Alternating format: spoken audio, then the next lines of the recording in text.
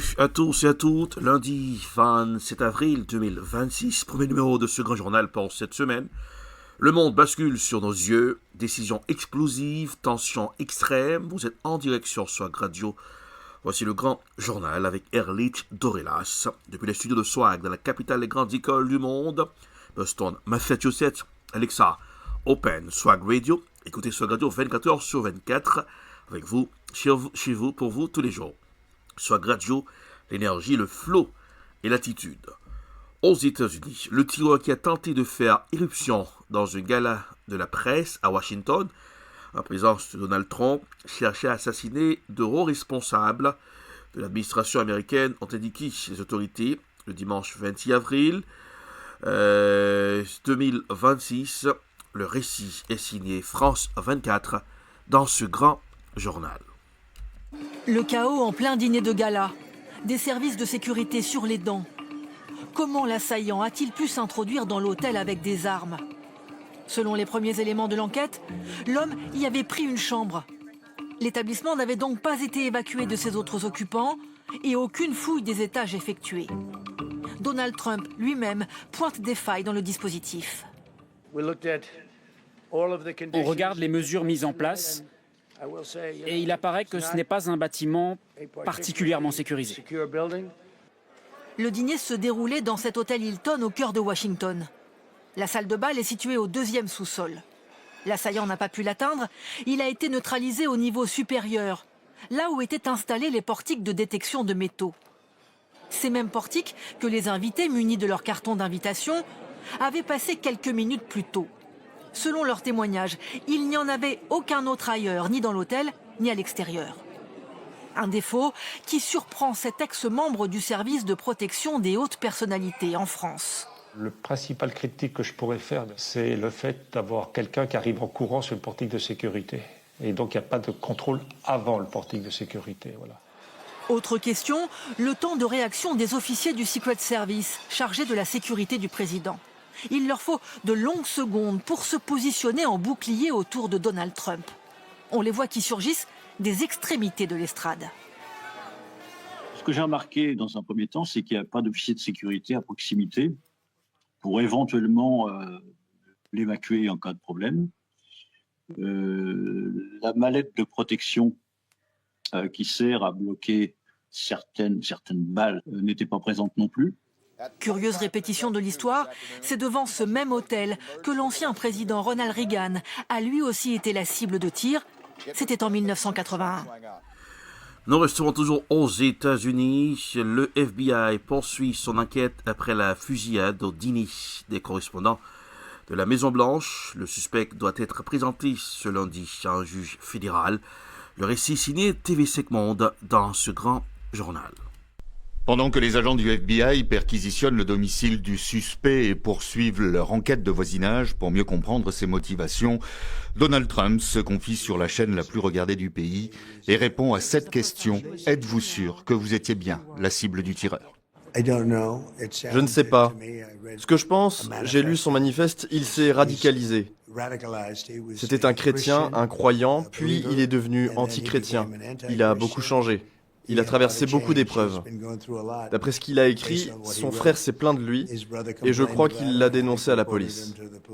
Un suspect qui resterait bien silencieux face aux enquêteurs depuis son arrestation. Identifié par la presse américaine sous le nom de Cole Allen, 31 ans, un ingénieur et enseignant qui n'avait jusqu'à présent jamais fait parler de lui. Un profil qui interroge après l'envoi d'un manifeste à des membres de sa famille dans lequel il détaille les cibles qu'il comptait viser, à savoir les membres de l'administration Trump classés par ordre de priorité.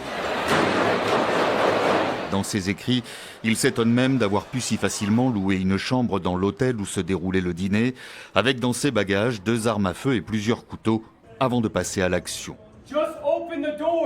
Comment en effet a-t-il pu s'approcher de si près de la salle dans laquelle se trouvaient Donald Trump et les principaux membres de son administration?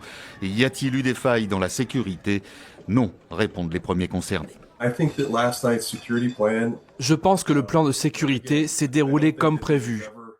Encore une fois, je ne pense pas que Donald Trump ait été en danger imminent. Et je pense que les agents du Secret Service ont très bien géré son comportement erratique. De nombreux invités s'interrogent sur la légèreté des contrôles à l'entrée. Une simple invitation suffisait pour pénétrer à l'intérieur de l'hôtel. Quant au suspect, il doit être présenté ce lundi à un juge fédéral où il devrait être poursuivi pour plusieurs chefs d'inculpation qui évoluent au fil de l'enquête. Les entreprises iraniennes reprennent lentement vie depuis la trêve temporaire. Mais la guerre a laissé des traces sur le peuple iranien et l'économie des habitants de Téhéran réclament la fin définitive du conflit d'une manière qui préserve la dignité de l'Iran et le bien-être de la population. Reportage signé CGTN News dans ce grand journal. La guerre a causé des ravages considérables. Beaucoup de gens ont perdu leur emploi, moi y compris. Beaucoup de gens ont du mal à joindre les deux bouts. Si un accord peut être conclu, je pense que les choses iront beaucoup mieux. Mais je ne sais pas si nous y parviendrons. La rhétorique américaine change à chaque instant.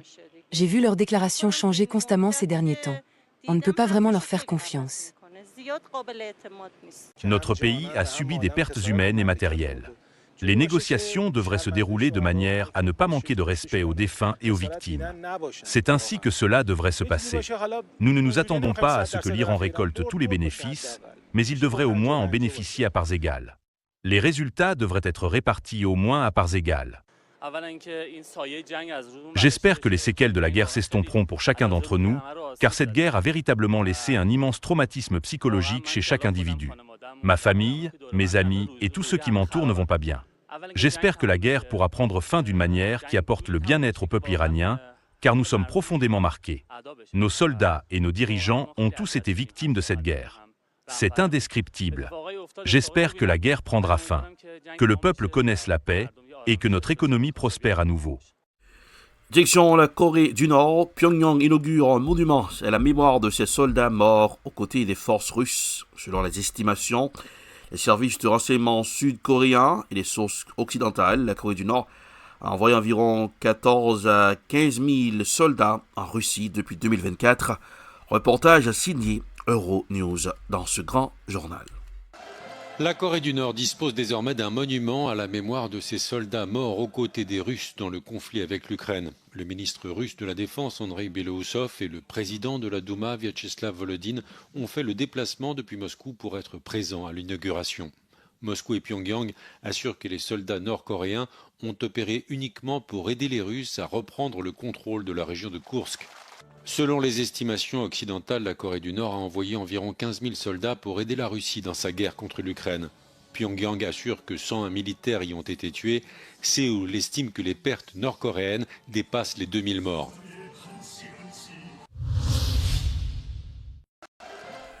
Nous irons au Mali. Attaque terroriste au Mali. Le Mali confirme le décès du ministre de la Défense lors d'une attaque à Kati, au Mali. Les autorités ont confirmé la mort du ministre de la Défense, Sadio Camara, tué dans un attentat suicide. Le récit est signé Africa News dans ce grand journal. Au Mali, les autorités ont confirmé la mort du ministre de la Défense, Sadio Camara, tué dans un attentat suicide. Le pays a été confronté à un week-end noir, marqué par des attaques coordonnées menées à l'échelle nationale par des combattants djihadistes et des rebelles séparatistes qui ont aussi pris le contrôle d'une ville clé dans le nord. Le gouvernement de la transition du Mali a le profond regret de porter à la connaissance de l'opinion le décès tragique du général de corps d'armée Sadio Camara, ministre d'État, ministre de la Défense et des anciens combattants. En effet, suite aux incidents terroristes lâches ayant eu lieu dans la matinée du 25 avril 2026. Sadio Camara, sa deuxième épouse et deux de ses petits-enfants sont morts dans un attentat à la voiture piégée contre leur domicile à Kati. Un véhicule piégé, conduit par un kamikaze, a visé la résidence du dit ministre, qui a engagé des échanges avec des assaillants, dont il a réussi à éliminer certains. Au cours d'intenses affrontements, il a été blessé, puis transporté à l'hôpital, où il a malheureusement succombé. Les autorités maliennes ont décrété 2 jours de deuil. Des funérailles nationales seront organisées dans les prochains jours.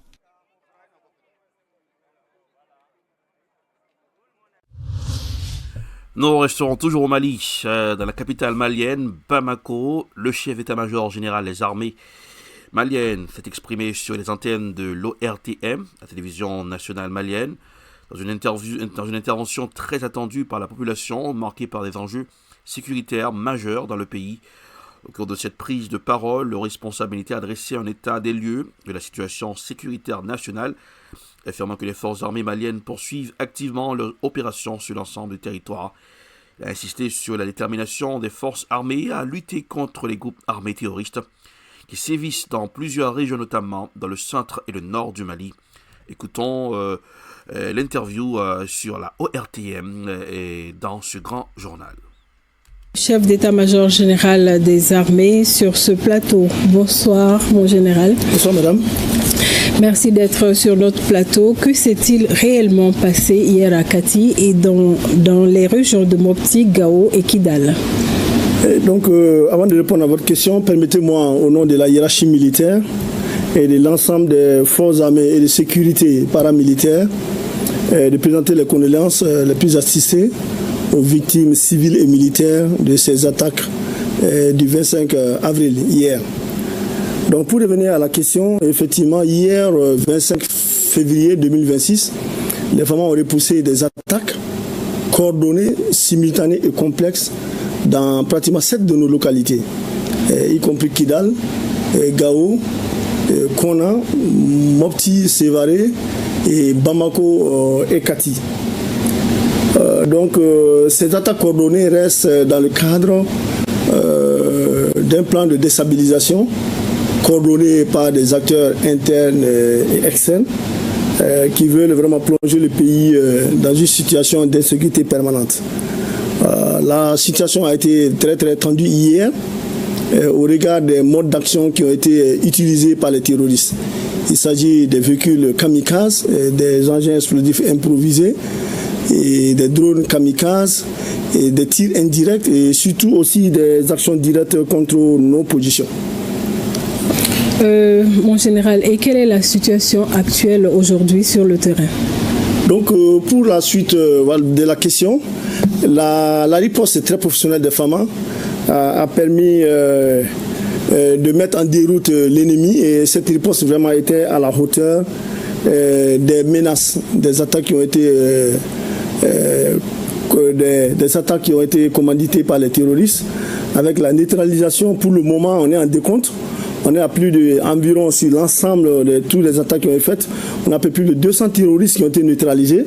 Ça, c'est sans compter peut-être les recherches continuent à présent et plusieurs équipements militaires qui ont été aussi récupérés. Quand on voit l'ampleur des attaques comparée au bilan, à notre bilan ami vraiment relatif, je pense que la riposte était vraiment à hauteur de Suède. On sait qu'aujourd'hui les terroristes sont à Demadad.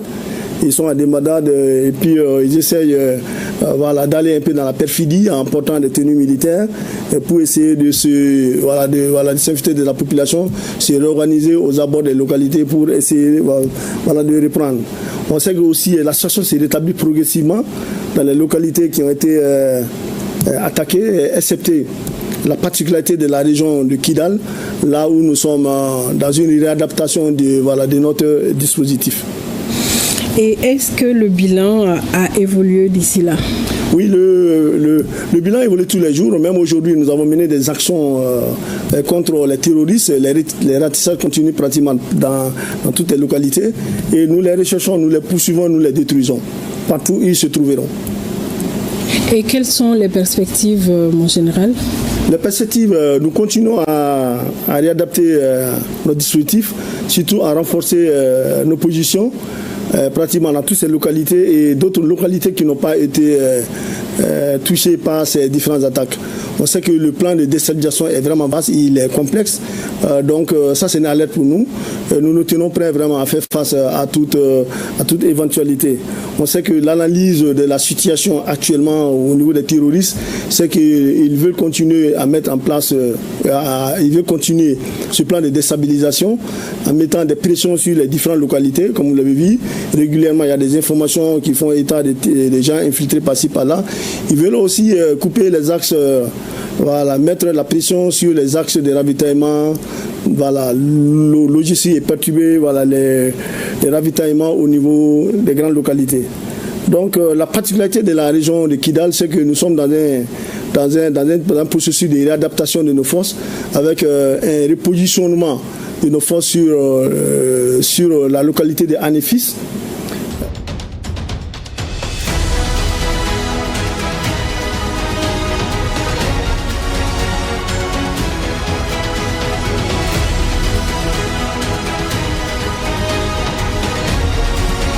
Vous suivez le Grand Journal sur Swag Radio avec Erlich Dorelas, Swag Radio, l'énergie, le flow et l'attitude. En air avec du style, Alexa Open, Swag Radio. Écoutez Swag Radio 24 heures sur 24. Swag Radio, l'énergie, le flow, l'attitude, le son qui swag. Pour rester bien informé, c'est l'affaire de PID News, info sans cas sur info sans bavure, info à la vitesse de la lumière, PID News, votre référence en matière d'info. Pour bien manger, allez à Brothers Café Créole au 299 Main Street Everett, chiffré le 617 294 1425. Brothers Café Créole, la cuisine haïtienne est sans limite là-bas. Toujours en Haïti, la violence des gangs continue de semer la terreur dans la capitale haïtienne. Selon les premières informations, des individus lourdement armés ont attaqué et vandalisé l'église du pasteur Le Chat Rémy, situé sur l'avenue Christophe, l'un des axes importants de la ville. Écoutons le récit dans ce grand journal.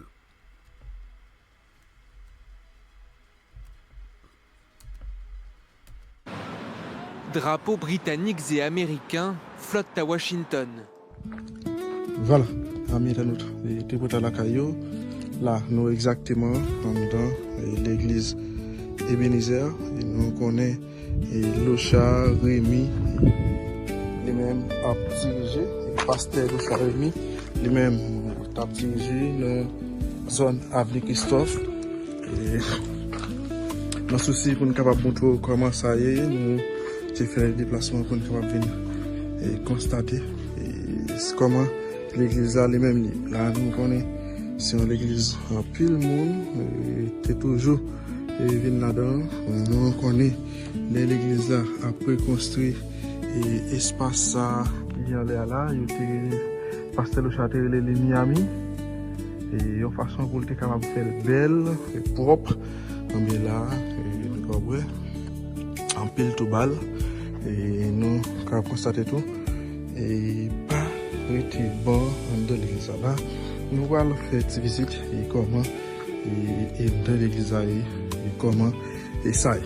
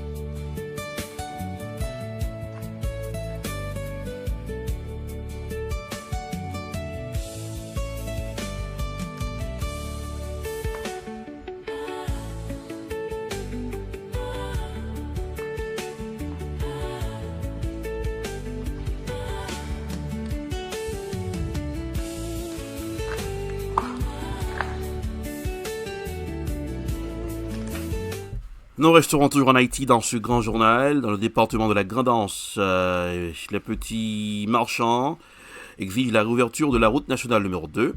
Dans le département de la Grand'Anse, la tension monte parmi les acteurs économiques locaux. Depuis plusieurs jours, paysans et des marchands multiplient les appels pour exiger la réouverture de la route nationale numéro 2, un axe vital pour la circulation des biens et des personnes entre le Grand Sud et la capitale Port-au-Prince. Écoutons les détails dans ce grand journal. Nous pas l'État qui plonge un bout de bas nous. Même si route ça, on est là plutôt comme grand monde et soudain traîner jusqu'à là, on marche en mairie. Même pas propager tout côté, parce que commence grand monde. Pour me apporter bac bout de panier sous tête moi pour me taguer petit pour commencer aider ça que commencer aider yo commencer travail l'hôpital qu'on y a yo mourir parce que ça c'est un travail bon Dieu. Gon époque où tu kon voyager sorti chambellan la machine pour aller Port-au-Prince. Oui, m'te kon faire ça. Chaque moment m'te toujours faire ça. Parce que dans foi de Dieu, m'te voyager, m'te Dieu qui décide, m'te don de Dieu, m'te kon dégager mal ouais petit moi yo m'porter provision de quoi les me vendre là-dedans, me dégager ensemble avec eux. Mais on seul bagage qu'on y a depuis si je me sens tu vas parler là, on rêve quoi Bossa lui? Vous rêvez marcher quoi Bossa lui? Oui, me kon rive parce que c'est marchand mieux me kon rive. Marcher le marché Cocoé, marché Pétionville, marché mais l'autre veut comprendre qu'on y a même chiton côté et chita fait grand monde. Mais insécurité a gagné les métaux là ça insécurité à métaux là ça mettez là-dedans parfaitement. Oui, mettez là-dedans parfaitement. Insécurité à mettre là ça m'y a parfaitement ici pas de gain. On est toujours sous même. Mais qu'on y a même l'école ça l'école et mettre Vico, l'école l'argent pour le tailler pas qu'à prendre ça. Parents pas qu'à voir petit là à l'école.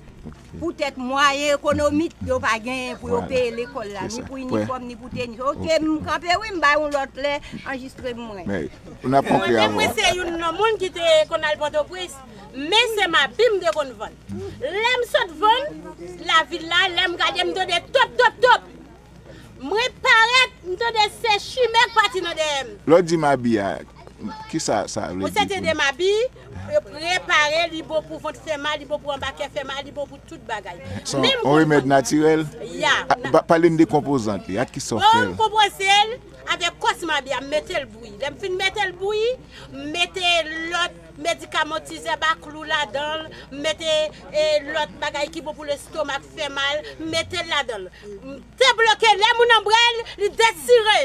Li retirer gaz, li retirer vent, polybal, que soit des gros faut faire mal. Mettez là-dedans, me chercher toute feuille, non pas feuille la caille, mettez feuille goyave, mettez feuille pour Congo des sang, mettez feuille. Retournons aux États-Unis. La visite d'État du roi Charles III et de son épouse Camilla aux États-Unis, qui débute le lundi 27 avril à Washington, se déroulera comme prévu selon le palais de Buckingham après l'éruption samedi 25 avril de nassins armés au gala de la presse auquel assistait Donald Trump. Reportage signé France 24 dans ce grand journal. Drapeaux britanniques et américains flottent à Washington. La capitale se prépare à recevoir le roi Charles III et son épouse dès ce lundi, malgré les coups de feu lors d'un gala le week-end dernier.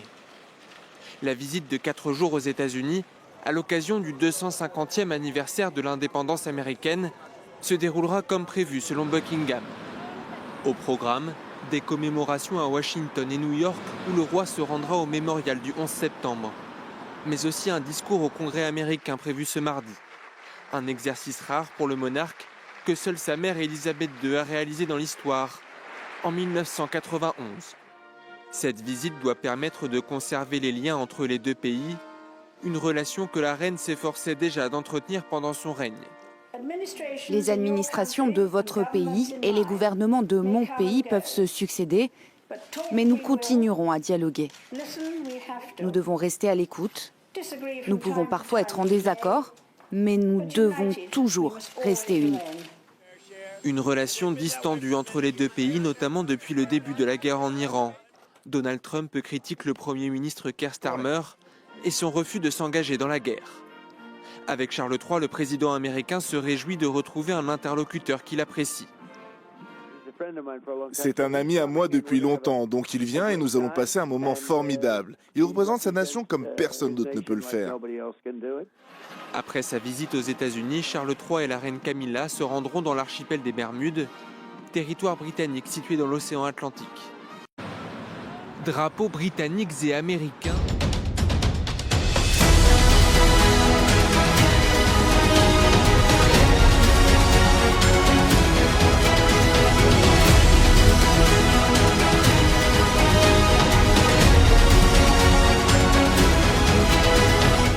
C'est la fin de ce grand journal pour ce lundi 27 avril 2026. Température pour ce aujourd'hui, matinée, le ciel est clair. À 8h, il fait environ 47 degrés Fahrenheit, grimpant rapidement à 54 degrés Fahrenheit vers 10h. Dans l'après-midi, le soleil reste dominant. La température atteint son pic de 56 à 57 degrés Fahrenheit. Entre 14h et 17h, soirée, et le ciel reste dégagé, la température redescendant à 48 degrés Fahrenheit vers 20h pour atteindre la minimale de 40 degrés Fahrenheit. Pour ce lundi, c'est la fin de ce grand journal. Merci de l'avoir suivi. N'oubliez pas de passer la commande Alexa chez vous, Alexa Open Swag Radio, pour écouter Swag Radio 24h sur 24, le son qui swag. Swag Radio, on est avec du style, les infos sans cassure, sans bavure, P-News avec Erlich Dorelas comme rédacteur et d'autres rédacteurs pour P-News. P-News sur WhatsApp et sur Facebook, votre source numéro 1 en matière d'infos.